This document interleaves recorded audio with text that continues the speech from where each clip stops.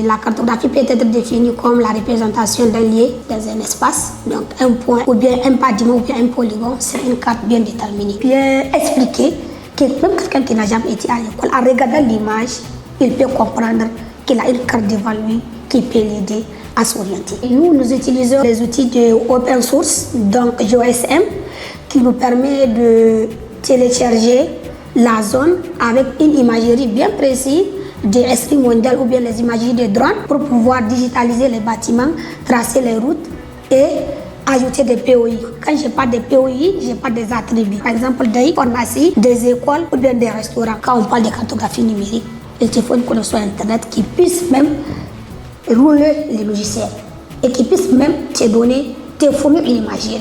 Et cette base de données qui est construite à travers des bénévoles comme nous peut être utilisée pour créer des applications et créer des projets qui peuvent être utiles pour la communauté et pour nous. On a fait une cartographie des eaux inondables, toutes les zones qui sont au bord du fleuve. Donc cette cartographie, c'est une cartographie de prévention. On a été bien précis.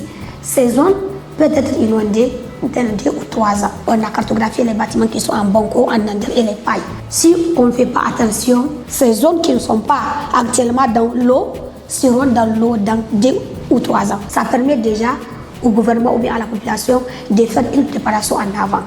Maintenant, si l'inondation est déjà là, la cartographie peut permettre de faire une gestion bien précise et équitable. On va pouvoir maintenant amener de l'aide pour savoir combien de personnes ont été touchées et comment maintenant mieux préparer les années prochaines.